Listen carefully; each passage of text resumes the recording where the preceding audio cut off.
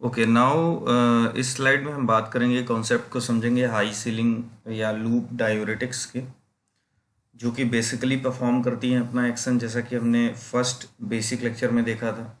High ceiling diuretic, loop diuretics अपना action ठीक ascending limb of loop of Henley के sodium potassium 2 chloride को transport को block करके अपना एक्शन देती है। तो इसको डिटेल हम समझेंगे कि इसको ब्लॉक करने पे क्या इफेक्ट आता है ओवरऑल यूरिनरी आउटपुट में, और स्पेशल जो करेक्टरिस्टिक है हाई सीलिंग डायरेटिक्स की उसकी हम बात करेंगे। Like now the diuretic response, diuretic की डेफिनेशन वगैरह ऑलरेडी हम कवर कर चुके हैं, चूंकि ये हाई सीलिंग डायूरेटिक्स है। तो the diuretic response goes on increasing with increasing dose up to 10 litre of urine may be produce in a day. High ceiling diuretics highly potent diuretics हैं। Even इनको देने के बाद इंक्रीजिंग डोज में कई बार up to 10 litre per day urinary volume भी individual या वो पर्सन जो इंटेक कर रहा है वो एक्सक्रीट कर सकता है। It is active even in a patient with relatively severe renal failure. Severe renal failure के केस में भी हाई सीलिंग डायूरेटिक्स अपना वर्क करती है। The onset of action is prompt, IV 2 to 5 minute, intramuscular 10 to 20 minute, and oral 20 to 40 minutes. And duration of action is short, which is 3 to 6 hours. The major site of action is thick ascending limb of loop of Henle, therefore called loop diuretics, क्योंकि loop of Henle पे work कर रही है, इसीलिए इसको loop diuretics भी बोलते हैं। वेयर फ्यूरोसामाइड इनहिबिट, ये एक ड्रग का नाम लिया, लेकिन जितने भी हाई सीलिंग डायूरेटिक होगी वो सब इस को ट्रांसपोर्ट को ब्लॉक करेगी।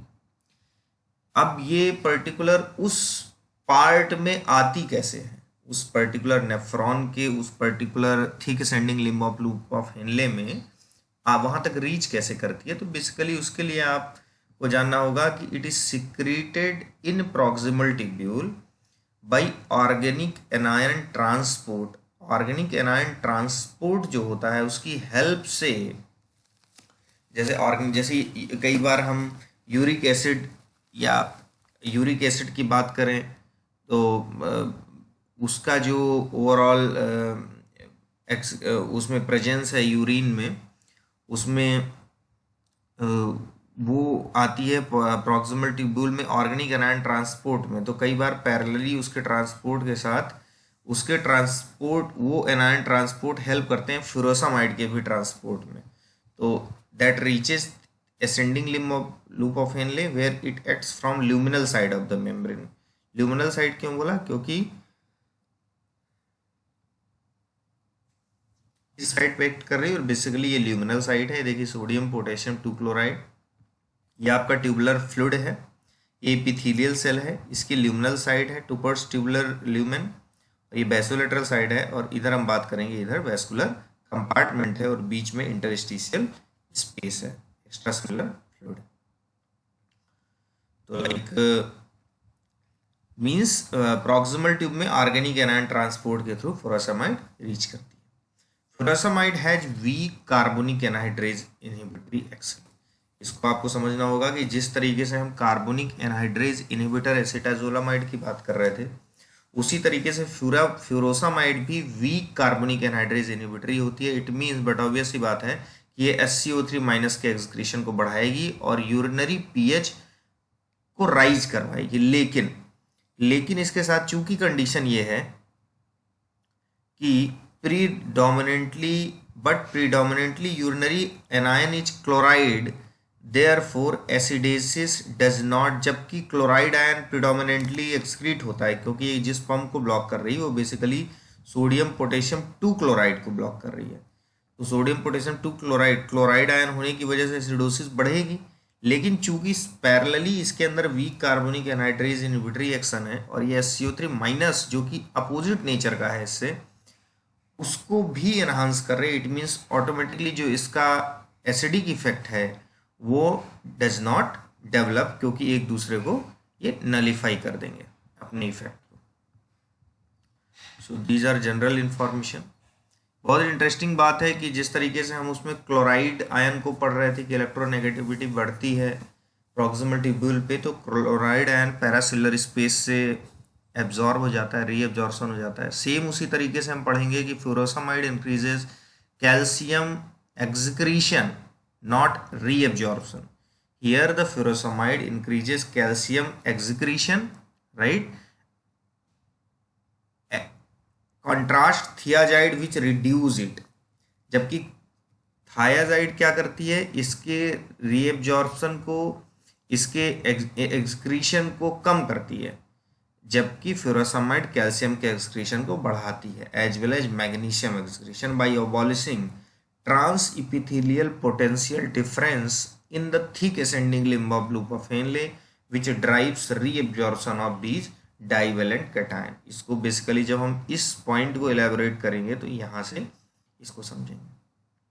और सिंपल सा इसमें कॉन्सेप्ट ये है कि चूंकि ये ट्यूबुलर ल्यूमेन है और इस ट्यूबुलर ल्यूमेन में ट्यूबुलर फ्लूइड है, इस फ्लूइड में सोडियम, पोटेशियम और 2 क्लोराइड जो आयंस होंगे that will be uptaken by this cotransport, and once this cotransport is inhibited, now there will not be exchange movement of sodium chloride and potassium inside। और जब ये नहीं होगा, जब यहाँ पर ये पोटेशियम आयन की अवेलेबिलिटी नहीं होगी, इट मीन्स ओवरऑल इलेक्ट्रो जो पॉजिटिविटी है, इलेक्ट्रो पॉजिटिविटी यहाँ पे क्या हो जाएगी, कम हो जाएगी, पॉजिटिविटी कम हो जाएगी। और plus due to presence of chloride ion यहाँ पे क्या होगा, इलेक्ट्रोनेगेटिविटी बढ़ जाएगी। और जब इलेक्ट्रोनेगेटिविटी बढ़ जाएगी इस क्लोराइड आयन की वजह से, तो इलेक्ट्रोनेगेटिविटी, क्योंकि यहाँ पे 2Cl माइनस होते हैं, क्लोराइड आयन की वजह से इलेक्ट्रोनेगेटिविटी बढ़ेगी।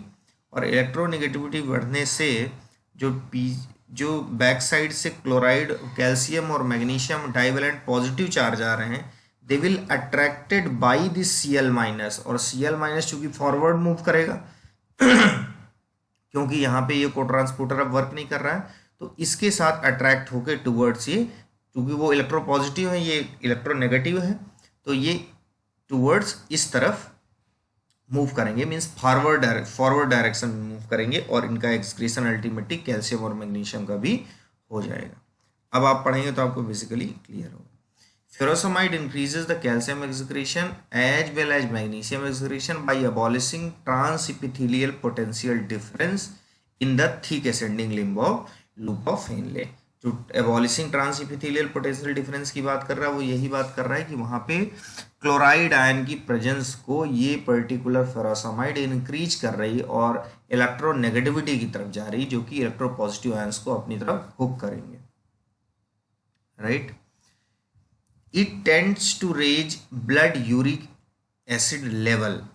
अब जैसा कि मैंने इस पॉइंट पे डिस्कस किया था कि प्रॉक्सिमल ट्यूब्यूल पे ऑर्गेनिक एनायन ट्रांसपोर्ट, इसको ट्रांसपोर्ट करते हैं inside the tubular fluid in the proximal tubule, और जहां से वो रीच करती है असेंडिंग लिम्ब ऑफ हेनले तक। तो वहां पे जो ऑर्गेनिक एनायन ट्रांसपोर्ट हैं, वो ऑर्गेनिक एनायन ट्रांसपोर्ट कई बार दूसरी मैकेनिज्म के लिए भी रिस्पॉन्सिबल होते हैं, जैसे it tends to raise blood uric acid level by competing with its proximal tubular secretion as well as increasing reabsorption in proximal tubule. Basically अब प्रॉक्सिमल ट्यूबुलर जो सिक्रीशन हो रहा है किसका, यूरिक एसिड का, कौन कर रहा है, वो ऑर्गेनिक एनायन ट्रांसपोर्टर। अब वहां से चूंकि फ्यूरोसामाइड आ रही है तो अब यूरिक एसिड का लेवल ट्यूबुलर फ्लूइड में आएगा नहीं, ट्यूबुलर फ्लूइड में यूरिक एसिड ट्रांसफर नहीं होगी, तो यूरिक एसिड रिमेन कहाँ रह जाएगी, इन द वैस्कुलर कंपार्टमेंट। तो इसीलिए कह सकते हैं कि जब जब कभी हम फ्यूरोसामाइड लेते हैं तो ये ब्लड में यूरिक एसिड के लेवल को बढ़ाता है, और बढ़ाने की वजह ये भी होती है कि ये reabsorption in proximal tubule of uric acid को एनहांस करता है, और ये करने से overall as well increasing reabsorption of proximal tubule which is consequences of reduced extracellular fluid volume. Extracellular fluid volume को रिड्यूस करता है, जो कि यूरिक एसिड बढ़ाने का काम करता है, उसको उसका रीअब्जॉर्प्शन करा के एक्स्ट्रा सेलुलर फ्लूइड के वॉल्यूम को कम करता है। The magnitude of hyperuricaemia is lower than that with thiazide. Thiazide भी इस तरीके का फंक्शन परफॉर्म करता है, बट जो हाइपरयूरिसेमिया का थायाजाइड में प्रोमिनेंट रोल है, हाइपरयूरिसेमिया करने में थायाजाइड का प्रोमिनेंट रोल है, जबकि फेरोसामाइड का मैग्नीट्यूड जो है वो कम है। इसीलिए लिखा है the magnitude of hyperuricaemia is lower than that with thyroid. में दोनों स्वयं एक्शन देते हैं यूरिक एसिड को लेकर। Small rise in blood sugar level may be noted after regular use of furosemide, but it's again less marked compared with thiazide. ये भी देखा गया है और इसकी मैकेनिज्म वेल नोन नहीं है कि ये स्मॉल राइज करता है ब्लड में शुगर के लेवल को, और ये बहुत कम होता है इन केस ऑफ थायराइड। अब बेसिकली हम डायग्राम की हेल्प से मैकेनिज्म समझेंगे। तो देखिए, बट सिंपल सी बात है, अभी तक हम लोग इस चीज़ को बहुत ही क्लियर समझ चुके हैं कि ये आपका ट्यूबुलर ल्यूमेन है and this is Bruce border epithelial, जो कि नेफ्रॉन का पार्ट है। ये एपिथेलियल सेल है, उसकी ये ल्यूमिनल साइट है और ये बेसोलेटरल साइट है। यहाँ पे सोडियम पोटेशियम 2 क्लोराइड को ट्रांसपोर्ट है। पोटेशियम चैनल है जहाँ पे पोटेशियम इसको एक लूप क्रिएट कर रहा है, राइट। क्लोराइड चैनल बेसोलेटरल साइड पे है जिसपे क्लोराइड टुवर्ड्स वेस्कुलर कंपार्टमेंट चला जाता है। सोडियम आयन की बात करें तो सोडियम पोटेशियम ATPH पंप है जो कि सोडियम को हुक करके वेस्कुलर कंपार्टमेंट में भेज देते हैं और पोटेशियम अंदर आता है। और पोटेशियम जो अंदर आता है वो विद द हेल्प ऑफ यहाँ पे इलेक्ट्रोपॉजिटिविटी ग्रेडियंट जनरेट करने के लिए रिस्पॉन्सिबल होता है। तो अब अगर हम बेसिक बात करें कि फुरासामाइड क्या कर रहा है, तो फुरासामाइड ये जो एक बेसिकली को ट्रांसपोर्टर है, ये एक ग्लाइकोप्रोटीन है जो कि जिसमें कि 12 मेम्ब्रेन स्पैनिंग डोमेन होते हैं बेसिकली इसमें, और ये thick ascending limb of loop of Henley में होता है।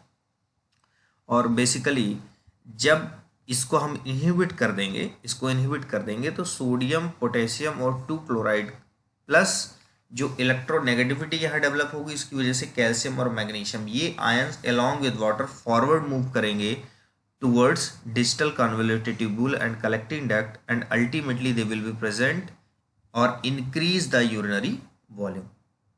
यहाँ पे यही चीज लिखी है, glycoprotein with 12 membrane spanning domain has been found to function as the sodium potassium 2 chloride co-transporter in many epithelial, performing secretory and absorbing function including ASC LH। यहाँ पे चूंकि हमारा फोकस डायूरेटिक्स को लेके हम पढ़ रहे हैं, बशर्ते ये ट्रांसपोर्टर बेसिकली में और भी कई जगह सिक्रेटरी या एब्जॉर्बिंग फंक्शन देते हैं, मतलब और भी जगह बॉडी में प्रेजेंट होते हैं। Recently distinct absorptive and secretory isoform of 2 sodium potassium 2 chloride co-transporter have been isolated.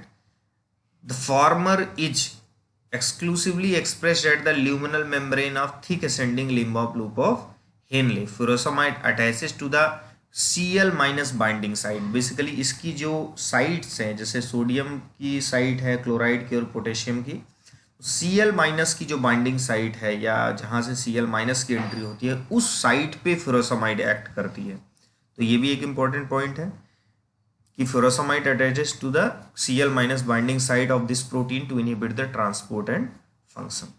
सो ये आप एक मैकेनिज्म आप इस डायग्राम की हेल्प से आपको अंडरस्टैंड समझ में आ गई होगी। नाउ अब हम बात करेंगे फार्माकोकाइनेटिक की। बेसिकली फुरोसामाइड ओरली रैपिडली एब्जॉर्ब होता है, बायोअवेलेबिलिटी इसकी 60% अप्रॉक्स होती है। लिपिड सॉल्युबिलिटी इसकी स्लो है, और लिपिड सॉल्युबिलिटी स्लो होने की वजह से बट ऑब्वियसली बात है highly bound to plasma protein है। It is partially conjugated with glucuronic acid and mainly excreted unchanged by glomerulus filtration as well as tubular secretion. Tubular secretion की हमने बात की थी कि वहाँ पे इस तरीके से इसका रिलीज होता है, इट मीन्स वहीं से ये सिक्रेट भी होती है। Some excretion in bile and directly in intestine also, इसका बाइल के थ्रू भी इसका एक्सक्रीशन होता है। प्लाज्मा टी आपकी बात करें तो 1 to 2 आवर है, but in prolonged in patient with pulmonary oedema, renal and hepatic insufficiency patient इसकी हाफ लाइफ जो है थोड़ा सा बढ़ जाती है। यूज की हम बात करें तो बट ऑब्वियस सी बात है, चूंकि ये ओवरऑल यूरिनरी वॉल्यूम को इंक्रीज कर रहा है और यूरिनरी वॉल्यूम का ओवरऑल जो फॉर्मेशन है, चूँकि हमने पहले भी पढ़ा कि ये ब्लड प्लाज्मा से, इट मीन्स अगर यूरिनरी वॉल्यूम कोई ड्रग बढ़ा रही, इट मीन्स वो ब्लड वॉल्यूम को कम कर रही है, और ब्लड वॉल्यूम को कम कर रही तो आप इसको कोरिलेट कर सकते हो कि ये एडिमा और हाइपरटेंशन में भी यूज होगी। हाइपर कैल्सीमिया में यूज होती है क्योंकि ये बेसिकली कैल्शियम और मैग्नीशियम के एक्सक्रीशन को भी बढ़ाती है। इवन कई बार अगर लॉन्ग टर्म थेरेपी में फ्यूरोसामाइड चल रही है तो आपको साथ में कैल्शियम सप्लीमेंट्स भी देने होते हैं, क्योंकि ये लॉन्ग टर्म में ऑस्टियोपोरोसिस भी कॉज कर सकती है by decreasing the availability of calcium in the blood, क्योंकि कैल्शियम के एक्सक्रीशन को बढ़ाती है। So this is all about the high ceiling diuretics. I hope कि ये समझ में आ गया होगा सारी बातें इसकी। Thank you very much.